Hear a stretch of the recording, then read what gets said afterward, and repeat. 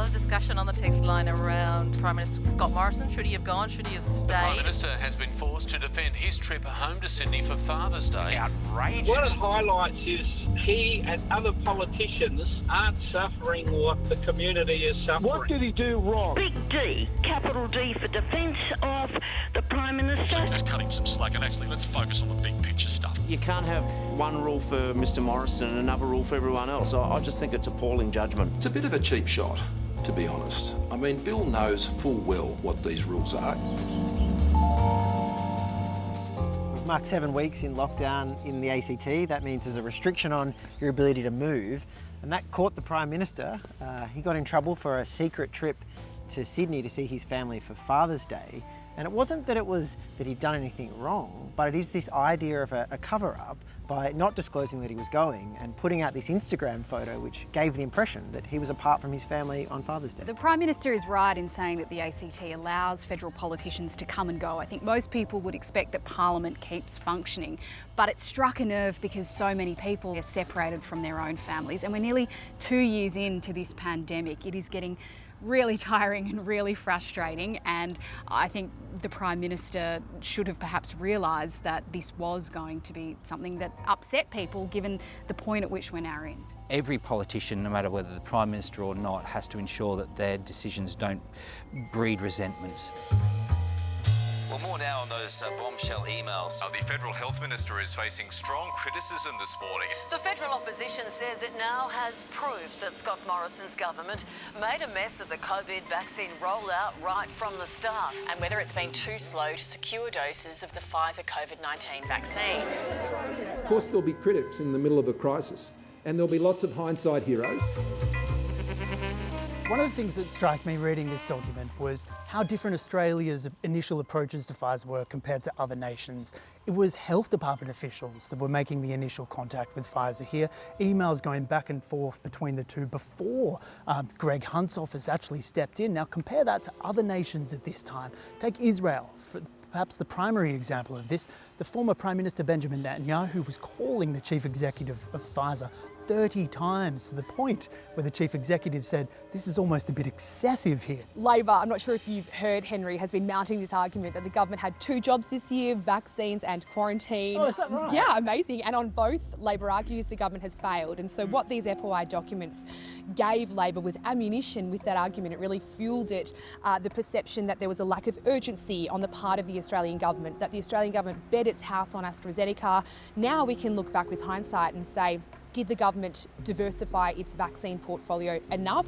Well, I think that emails like this suggest that perhaps the government, used it too much as an insurance policy at the time. And up until now, a lot of their heat has been directed at chief ministers or premiers with those morning media conferences. What are you going to do that affects my life? If Labor can persecute an argument that says a lot of this rests on the federal government's procurement of vaccines, that directs some of that heat away from the state and territories to the federal government, something they don't want coming up to an election early next year. Now, the Prime Minister won't have a bar of this. He said these FOI documents are just one side of the story, but I think the issue is, this time last year, the government was telling Australians that we were at the front of the queue when it came to vaccines and that it had diversified our portfolio. I'm not sure that that is necessarily stacked up when you see emails like this. An aspiring Labor Party candidate has told of her heartbreak and disappointment at Senator Kristina Keneally's bid for pre-selection. I guess the only way we can describe this is it is a pretty messy move, though. Good girl. I don't believe that there is enough diversity in our parliament and in the Australian Labor Party. Guess what? At the next election, there's someone called Albanese running for Prime Minister. Diversity and equality and multiculturalism can't just be a trope that Labor pulls out and parades while wearing a sari and eating some kung pao chicken. So I remember being in the seat of Bennelong back in 2017 when Kristina Keneally was announced as Labor's surprise candidate for that by-election. She did well but didn't win. She then entered the Senate and now she's being parachuted into Fowler. Kristina Keneally is considered a really strong performer in the Labor Party. She has a high profile, a former Premier. I understand why Labor wants to keep her in the Parliament. At the same time, though, I can understand why people in Fowler might be saying, well, hang on, why aren't you picking someone who already lives here, who knows this community and can represent me? Yeah, Tu Lee, young, articulate, local, and she has a story that can't be beaten in terms of political stories. The daughter of refugees, she is the perfect candidate, and yet she gets elbowed out by one of Labor's favourites. This is a community I will live in, I will love, and I will represent.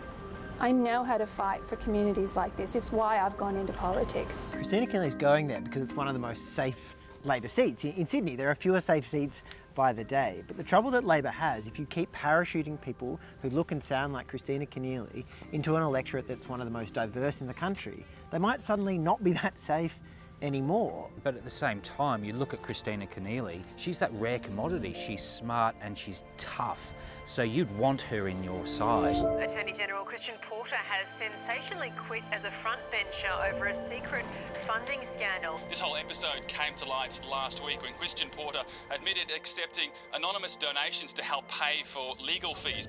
He has this afternoon taken the appropriate course of action to uphold those standards by tendering his resignation as a minister this afternoon. He has gone to the corridor of the nearly dead, where I was for 3 and a bit years. One of the great stories of political folklore is that Christian Porter's dad would introduce him as, "This is Christian, he'll be the Prime Minister one day."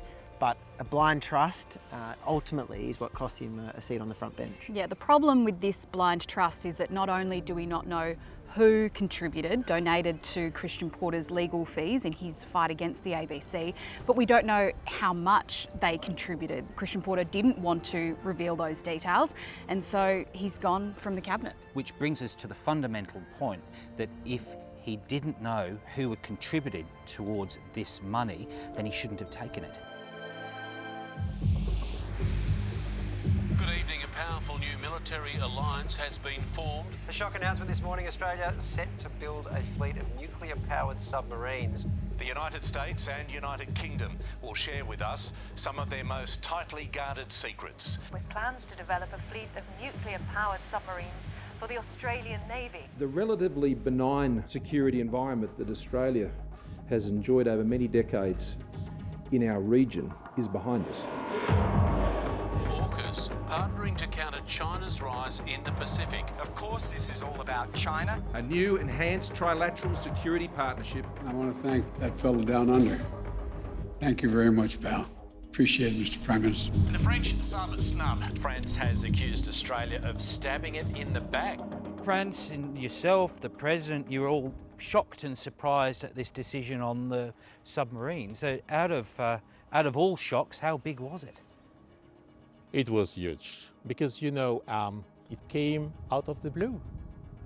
It came despite the fact that just 15 days before, we were celebrating common values, we were celebrating common action. It came at a time where in our official communique, we were stressing the importance of the program. Ambassador, how much damage is done? I don't want to speak about damage. I think that we have to remain positive, we have to be forward-looking, we have to be future-oriented, and we have to be true to our values. However, you don't build after such an episode without having a frank explanation. We need to get answers. Today, the French took an unprecedented action. France is recalling its ambassadors to Australia and the US. I'm very sad to be forced to leave. Au revoir. I'm not sure how you begin your mornings, but at 6 o'clock this morning I was up rolling out croissants. We can thank the French for teaching us this, but we won't be returning the favour by buying $90 billion worth of submarines. Normally, when it comes to global diplomacy, language is so carefully constructed, you almost need to sometimes decode what they're actually meaning.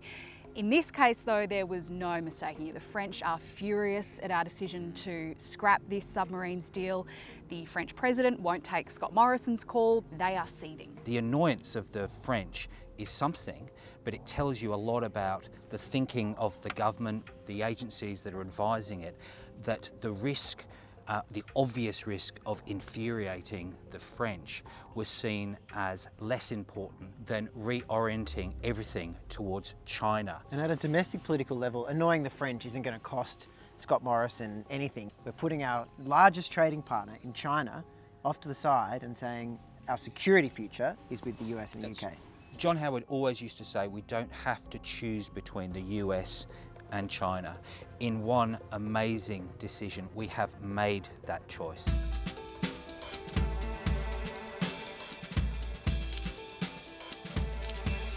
Prime Minister Scott Morrison has just landed in New York. Look, he's going to have to move his diplomatic skates on, isn't he? The Prime Minister is in for a potentially tricky time there in New York. His first port of call on this trip is actually New York City, and there's no accident there.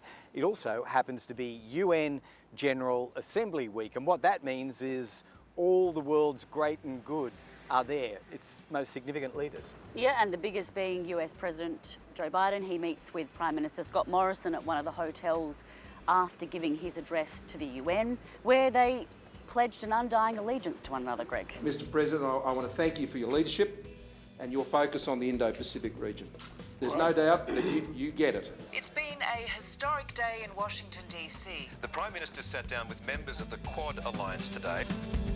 All right, we're here at 1600 Pennsylvania, the most memorable address in Washington, D.C., Catherine. A bit of a musical backing track. That sort of happens here, but it's also where Scott Morrison finds his full rhythm on this mammoth trip across the Pacific. He came to the White House for the Quad. That marks the high point of his travels here. This was a highly anticipated meeting. Joe Biden, the US President, insisted on it happening in person. He brought together the Prime Minister of Australia, India's Prime Minister Narendra Modi, and also Prime Minister Suga from Japan. What do we actually learn about what was achieved at this first summit?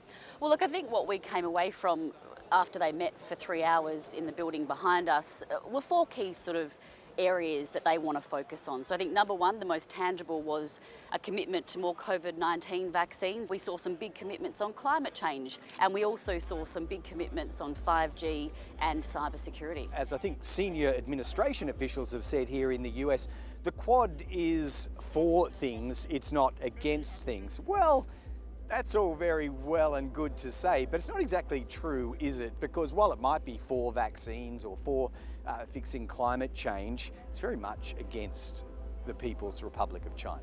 The subtext here, the backing, the reason why we're seeing commitments on 5G and cybersecurity and supply chains is all about countering the rise of China in the Indo-Pacific. In fact, you could run an argument that they wouldn't even be doing this. The Quad wouldn't even exist unless China was expanding its interests in the way that it is. And this was Scott Morrison's chance to be able to showcase to the world stage and also a national audience in Australia that he has the backing of the United States. He has the backing of Japan and also India, some of the biggest democracies and biggest economies in the world.